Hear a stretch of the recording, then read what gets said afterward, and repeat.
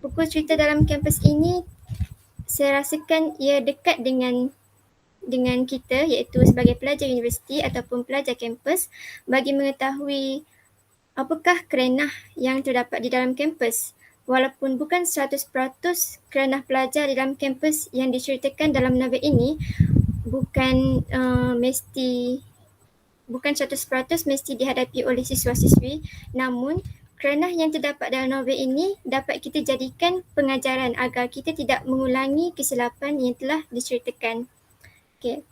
Seterusnya dalam novel ini, kita juga dapat mendalami serba sedikit hakikat kehidupan dan tanggungjawab seorang pendidik, kerana buku ini dikarang sendiri oleh pensyarah. Pensyarah ini yang mengalami sendiri kerenah pelajar yang terdapat di dalam kampus itu. Jadi dalam buku ini, penulis itu menceritakan yang pertama, pelbagai kerenah pelajar kampus. Yang kedua, apakah perkara yang tidak sepatutnya dilakukan oleh pelajar di kampus. Maksudnya, kerenah pelajar dalam kampus tu ada kerenah yang tidak menyeronokkan lah. Okay. Jadi, itu perkara yang tidak sepatutnya dilakukan. Jadi, ia dapat dijadikan pengajaran kepada pembaca. Yang ketiga, natijah yang dihadapi oleh pelajar hasil daripada perbuatan tersebut juga diceritakan dalam novel ini bagi menjelaskan apa akibat perbuatan mereka itu. Seperti kalau ponteng kelas akan jadi apa. Yang terakhir, luahan hati dan cara beliau membimbing dan menasihati para pelajar supaya terus bersemangat. Buku ini kan dikarang sendiri oleh pensyarah tersebut. Jadi, di samping beliau menceritakan kerenah pelajar di kampus itu, beliau juga turut berkongsi macam mana beliau menasihati dan membimbing para pelajar tersebut untuk terus bersemangat, untuk tidak lagi malas belajar dan sebagainya. Buku ini saya start baca masa saya umur 18 tahun, kira-kira lepas SPM lah kan. Okay, biasalah lepas SPM tu pasti ramai kan orang nak tahu macam mana kehidupan dalam kampus.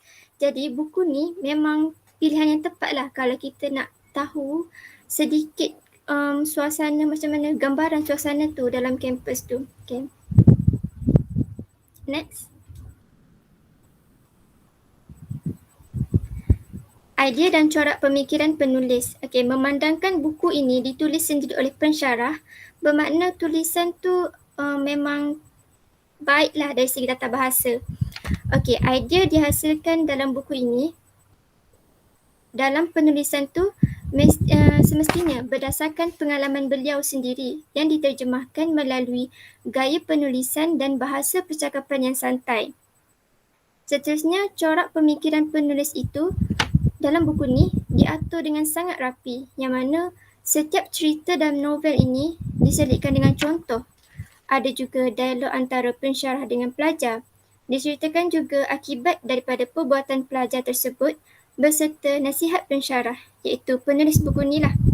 Lepas tu ada juga terdapat lukisan dan dialog ringkas pada setiap akhir bab bagi memudahkan pembaca memahami ataupun dapat gambaran suasana di sana. Akhir sekali, di hujung cerita tu ada juga diselitkan kata-kata yang memberi inspirasi kepada si pembaca. Contoh cerita lah kan yang boleh saya kongsikan. Dalam satu topik ni, ada pensyarah tu berkongsi masa sebelum pensyarah tu nak pergi mengajar dalam satu kelas tu, pensyarah tu tengoklah senarai pelajar tu, ramainya pelajar yang lemah dalam kelas tu. Jadi pensyarah tu pun dah siap-siap lah dengan kata-kata nasihat nak bagi dekat pelajar tu. Pensyarah tu dah bersemangat dah nak pergi kelas tu, nak bagi nasihat dekat pelajar. Bila dah sampai dekat kelas tu, tengok-tengok pelajar dekat situ muka sayu, tidak bersemangat. Pensyarah tu pelik lah, kenapa ni tak bersemangat ni? Adakah mereka lemah semangat sebab markah periksa down ke? Lepas tu pensyarah tu pun tanyalah dekat pelajar tu secara langsung kan, kata, kamu ni kenapa ni tak bersemangat ni? Kamu nak belajar tak ni? Lepas tu pelajar dekat situ slow-slow dia jawab, nak. Lepas tu pensyarah tu pun tanya je lagi, kamu ni okey ke tak ni? Kamu ni minat tak kos meskom ni? Kalau minat, kenapa kamu tak belajar bersungguh-sungguh, tak dapat markah tinggi ni. Lepas tu mereka senyap je. Lepas tu pensyarah tu tanya kat pelajar tu, kamu ni nak jadi apa? Okay. Lepas tu ada pelajar tu menyelitkan, dia kata, puan, sebenarnya saya tak minat kos ni. Saya belajar kos ni pun sebab saya ikut kemahuan mak ayah. Kita pelajar lain yang menyelit, ya saya setuju. Lepas tu rupanya ternyata dalam kelas tu ramai pelajar yang sebenarnya tidak minat pun kos tu. Ramai pelajar yang korbankan minat mereka semata-mata ingin mengikut kemahuan ibu bapa. Lepas tu pensyarah tu pun, oh begitu, patutlah markah pun tak memberangsangkan. Lepas tu tugasan pun tidak memenuhi kriteria yang ditetapkan. Lepas tu pensyarah tu pun bagilah nasihat dekat pelajar tu, kenapa kamu tak bertegas je dekat ibu bapa yang kamu ni minat kos lain. Lepas tu dia pun katalah, saya takut macam tu. Lepas tu pensyarah tu berkata lagi, cuba cakap dengan jelas, kenapa kamu tak nak bertegas dengan ibu bapa kamu yang kamu nak pilih kos lain. Lepas tu pelajar tu berkata, saya takut jadi anak derhaka puan. Oh, puan tu pun terpempan, tersentap lah. Oh begitu rupanya pelajar sanggup belajar kos yang tak minat sebab dia nak menggembirakan hati mak ayah. Okay. Lepas tu pensyarah tu pun kaku lah. Pensyarah tu tiba-tiba bercakap dekat pelajar tu nak bagi semangat ni. Pensyarah tu cakap, kamu ni anak yang taat sebenarnya. InsyaAllah saya yakin kamu dapat mencapai impian yang kamu impikan. Jadi sekarang ni belajar bersungguh-sungguh. Nanti kamu akan dapat impian kamu tu. Okay. Itulah yang saya maksudkan, kata-kata yang inspirasi. Pensyarah itu memberi kata-kata semangat kepada pelajar, tapi pada masa yang sama pembaca pun dapatlah kata-kata inspirasi itu. Seterusnya,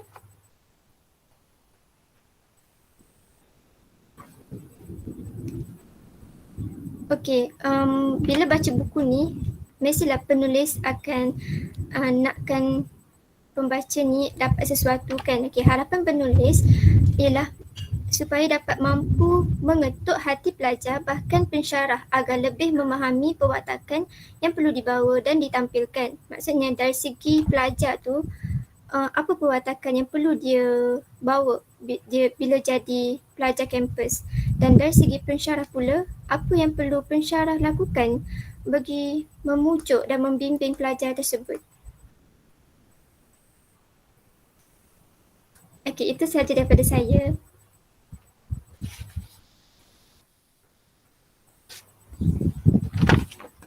Okey, tambahan lagi, buku ni nampak tebal. Lepas tu dia gunakan kertas mesra alam. Buku ni ada 50 bab. Tapi bab ni bukan bab yang saling berkaitan-kaitan tu. Bab ni dia ada cerita yang tersendiri. Pensyarah tu yang mengalami sendiri perkara tersebut. Pensyarah tu ataupun penulis buku ni menceritakan segala kerenah yang beliau hadapi, dan pensyarah tu juga selitkan kata-kata semangat, kata-kata bimbingan untuk pelajar tu terus bersemangat. Selain daripada nak tunjuknya pelajar kampus ni macam ni, pensyarah tu pun dapatlah membuat refleksi diri. Bagaimana pensyarah tu patut buat untuk improve diri bagi membimbing pelajar. Okay, itu sahaja.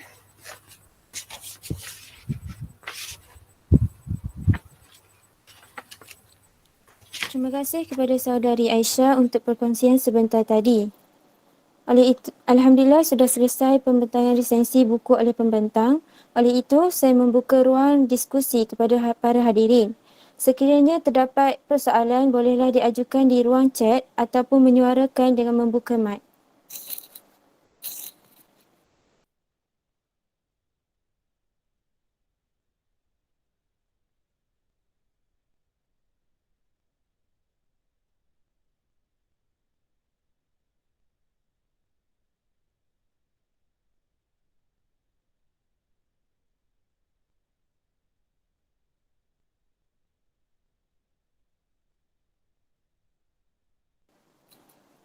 Sekiranya hadirin masih belum mempunyai soalan, sudilah sekiranya saudari Aisyah dapat menjawab persoalan yang saya akan bacakan. Dalam banyak-banyak karya yang ada, mengapakah saudari Aisyah memilih karya ini untuk dibentangkan?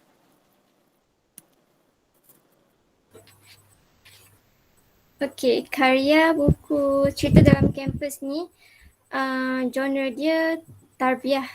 Okey, cerita dalam kampus ni yang dikarang sendiri oleh penulis buku ini berdasarkan pengalaman beliau. Jadi saya suka baca buku daripada pengalaman sebab bila kita kekurangan pengalaman dan tak tahu bila nak ada pengalaman tu, kita mesti nak dengar cerita daripada seseorang. Lepas tu saya rasa saya pilih karya ni sebab karya ni selain daripada memberi pendedahan awal tentang suasana di kampus, ia juga dapat memberikan semangat untuk saya agar bersiap sedia untuk ke arah masa depan sebagai kerjaya seorang guru. Ternyata kerjaya seorang guru ni bukanlah mudah ya.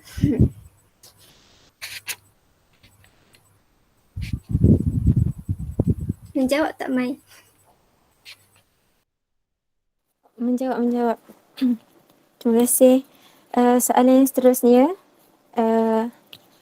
Mohon saudari Aisyah terangkan sedikit plot utama dalam karya ini.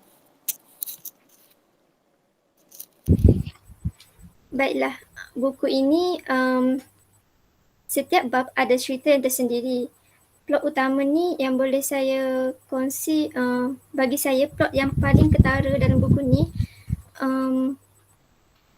dalam topik mendukung biawak hidup. Okey, biawak hidup sebagaimana yang kita tahu, biawak hidup ni ialah orang yang menyusahkan.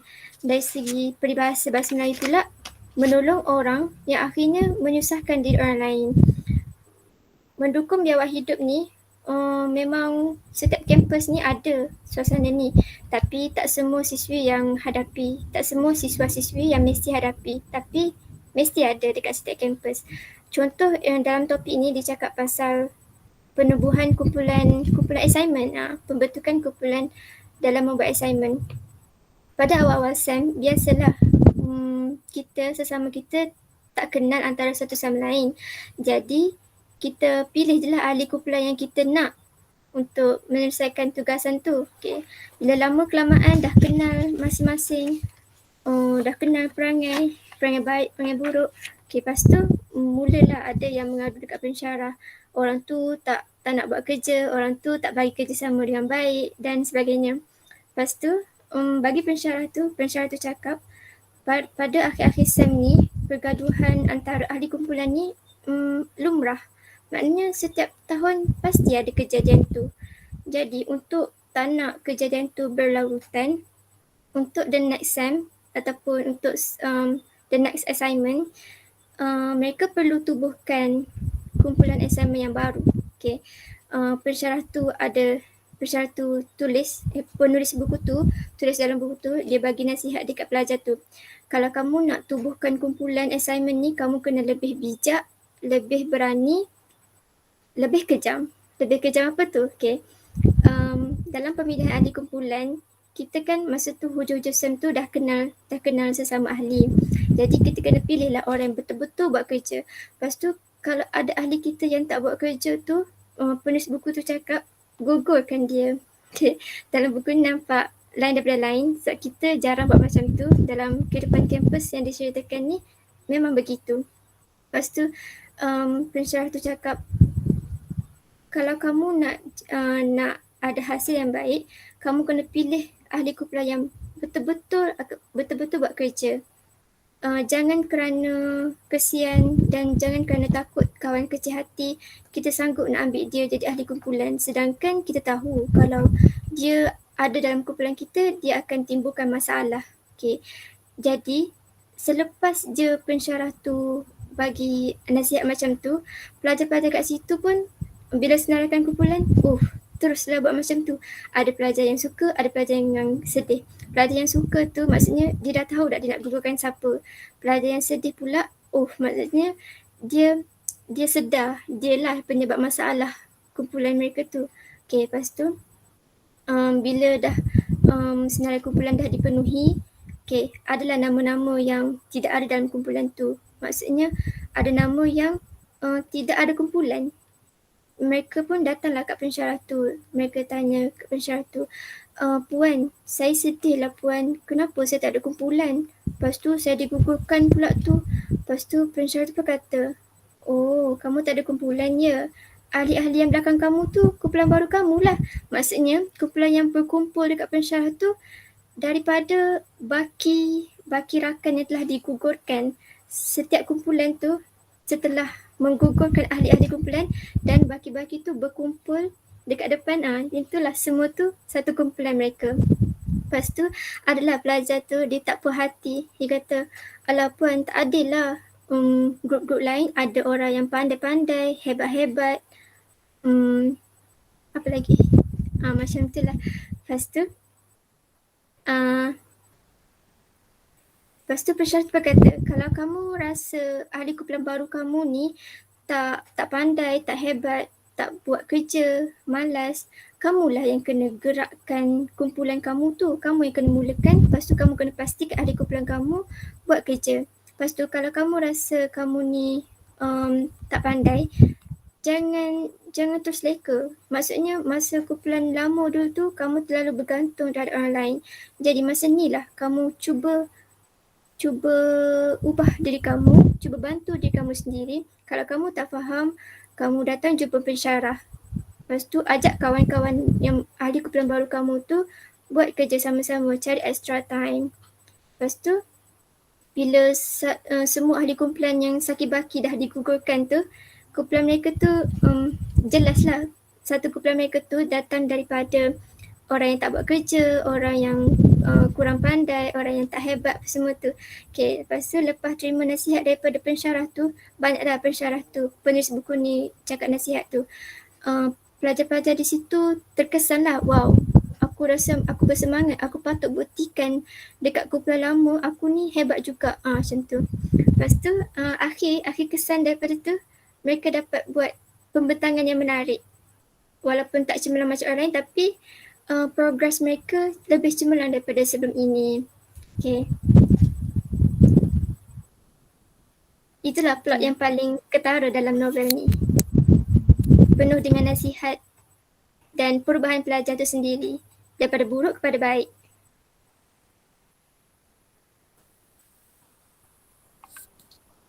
Okay, soalan yang seterusnya, kehidupan dalam kampus yang bagaimana diterangkan dalam karya ini dan adakah sama realitinya dalam setiap kampus? Okay. Setiap kampus maksudnya semua pelajar tu lepasan sekolah. Semua pelajar tu menginjak dewasa. Masing-masing nak berdikari, masing-masing nak bebas. Saya rasa kehidupan di kampus ni hampir semua sama. Tapi bukan 100% lah. Kerana dalam buku ni bukan macam mana, bukan semua siswa-siswi lah yang ada kerana macam ni. Contohnya ada pelajar tu kerana dia homesick. Ada pelajar yang tak homesick. Maksudnya kerana pelajar di kampus tu kehidupan kampus tu sama tapi tak semua sama. Kehidupan kampus yang bagaimana diterangkan dalam karya, dalam ni ada tunjuk pasal pelajar homesick, pelajar tak buat kerja, macam dalam TV juga, dalam kehidupan kita juga macam tu. Jadi kita bukan setakat tahu kerana pelajar je lah dalam kampus ni. Kita dapat ambil pengajaran daripada buku ni. Sebab setiap perkara buruk yang dilakukan oleh pelajar ni ada natijah yang buruk. Contoh, pelajar ni homesick. Dia tak dapat nak tumpukan pelajaran pun, dia tak buat pun assignment. Lepas tu datanglah pensyarah ni bagi nasihat yang memang menyentuh hati. Lepas tu pelajar tu bersemangat nak belajar. Macam tu. Faham.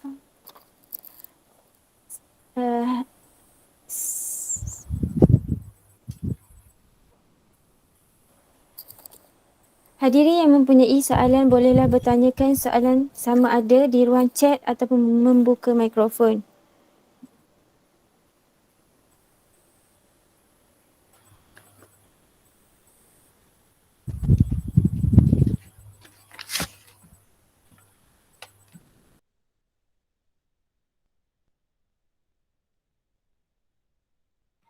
Bismillahirrahmanirrahim.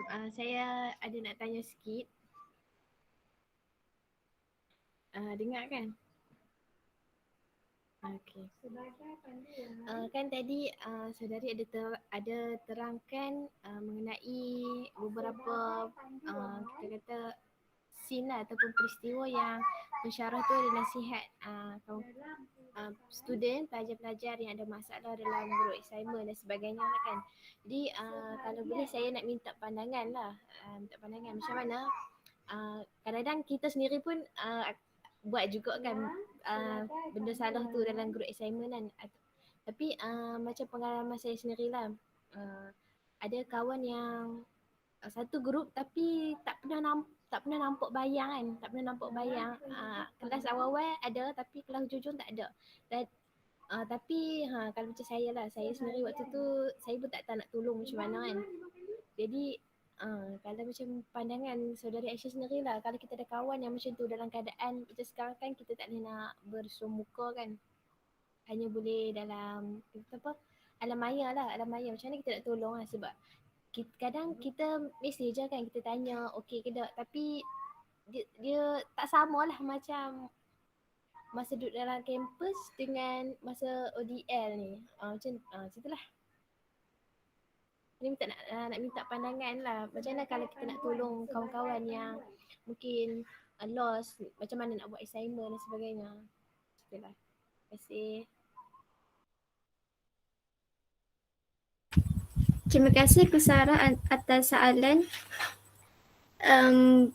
Bagi pandangan saya, kalau kawan kita lost tu, maksudnya kita message pelajar tu tak respon ke macam mana?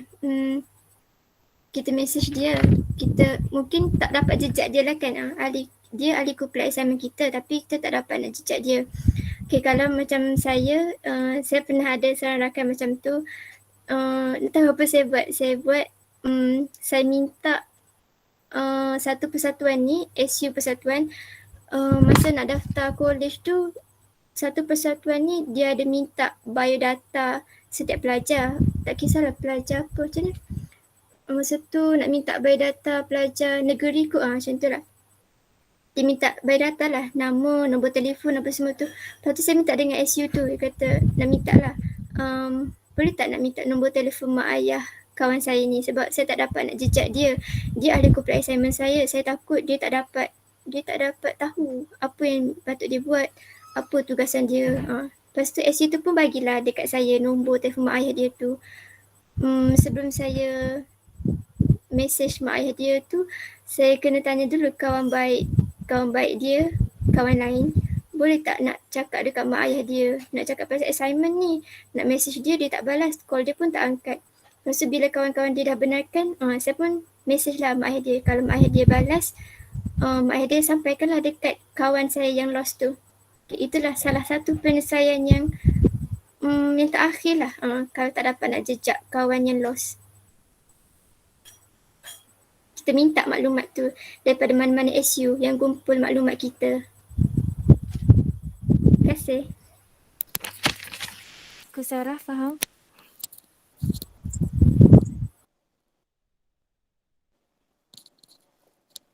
Ada yang masih mahu mengajukan soalan? Boleh buka mic.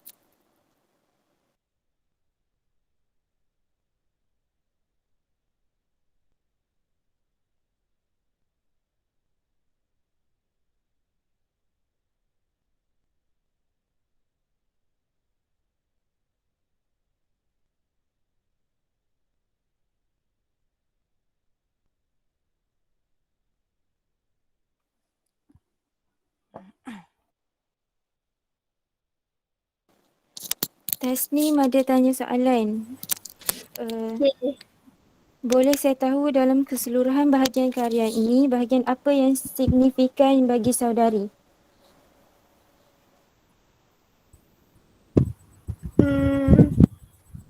Tasnim, apa maksud signifikan tu?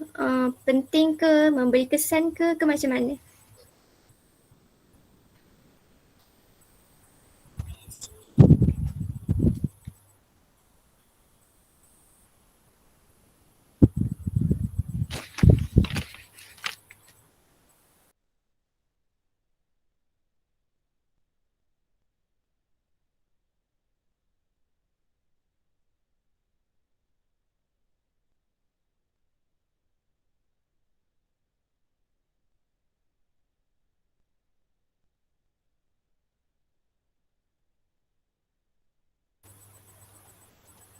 Okey, bahagian yang penting bagi saya lah, atau yang penting lah. Bahagian yang penting semestinya yang dekat lah dengan saya. Apa?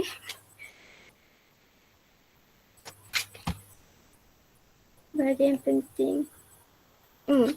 Yang ada satu topik ni, kan setiap cerita ni, setiap masalah ataupun kerenah yang pelajar tu buat, pasti ada nasihat dan bimbingan daripada pensyarah itu.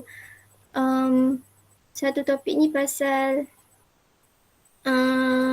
pelajar ni dia tak boleh nak fokus dekat pelajaran, dia tak buat assignment. Sebab apa? Bukan sebab dia tak minat, bukan sebab dia malas, tapi sebab dia fikirkan masalah orang lain. Lepas tu bila fikir masalah lain, kita dah tak fokus dah dekat perkara-perkara yang depan kita ni. Kita fikir masalah ahli keluarga kita. Contohnya ayah nak handle business, tapi ayah sakit. Lepas tu ayah hanya harapan ayah hanya kita je yang boleh uruskan business tu. Kita masih belajar tapi nak urus business lagi. Masa tu lah konflik tu, dilema. Malam tu dia nak fikir macam mana nak luaskan pasaran ke, macam mana nak siapkan assignment, apa yang patut dia buat dulu macam tu. Apa yang signifikan ni secara keseluruhan lah kan. Secara keseluruhan ni setiap kerenah pelajar ni pasti ada natijah. Bila ada natijah tu, sebelum natijah tu keluar, para pelajar tu tak tahu pun apa kesan buruk apa yang dia lakukan tu. Bila ada je natijah buruk, contohnya markah exam teruk, apa lagi, macam tu lah, barulah dia tahu, oh aku buat ni benda buruk ni. Masa tu datanglah pensyarah bagi nasihat, okay, jangan ulang perkara tu. Okay, bila lepas kita baca buku ni, oh dapat pengajaran supaya bila kita masuk kampus nanti, sekarang kan kita online, bila masuk kampus nanti bolehlah pergi library, boleh pergi jalan-jalan. Pergi library tu manfaatkan masa betul-betul. Lepas tu kalau buat assignment, jangan buat assignment last minute. Memang kalau last minute nak buat juga boleh, tapi jangan ganggu pensyarah masa last minute tu, sebab pensyarah pun sibuk, ada komitmen tersendiri. Jadi kita kena hormati masa diri kita dan juga hormati masa pensyarah tersebut. Pensyarah lagi banyak komitmen dengan keluarga lagi, macam tu. Terima kasih. Okey, terima kasih atas jawapan yang Saudari Aisyah kemukakan. Terima kasih diucapkan kepada semua yang hadir pada malam ini. Saya wakil pihak penganjur memohon maaf andai terdapat kesilapan dalam mengendalikan majlis pada malam ini. Diingatkan kepada para hadirin untuk mengisi borang kehadiran yang disediakan di ruang chat Google Meet. Sebelum kita tamatkan majlis pada malam ini, mohon hadirin yang berkelapangan untuk membuka kamera bagi sesi bergambar.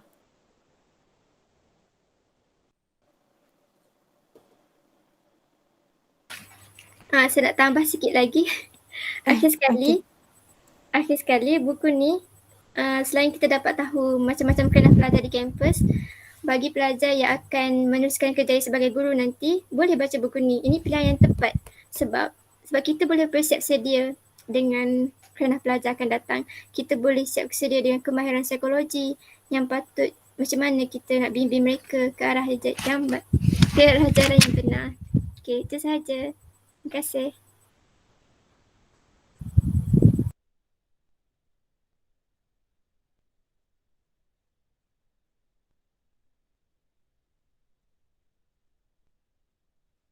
Okey, baik, bagi para hadirin yang ingin buka kamera, saya berikan dalam masa 10 saat untuk buka kamera dan insyaAllah kita akan tangkap gambar lah sama-sama.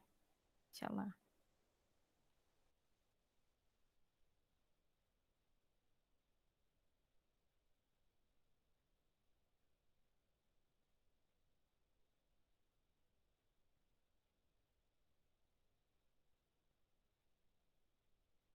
Okey, jadi saya mulakan untuk sesi penggambaran kita pada hari ini. Okey. 1, 2, 3. 1 lagi sekali. 1, 2, 3. Itu saja untuk sesi penggambaran kita pada hari ini. Terima kasih.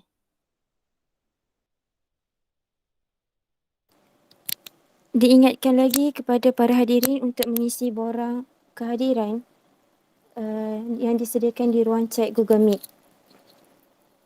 InsyaAllah pada minggu hadapan, hari Isnin dan Rabu akan diadakan lagi minda karya dan diharapkan agar hadirin dapat turut serta bersama-sama. Kita tutup majlis kita dengan bacaan tasbih kafarah dan suratul As.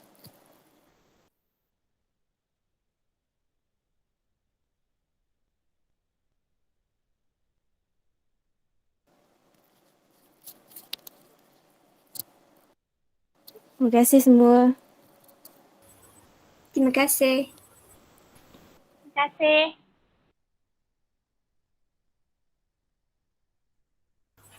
Sama-sama.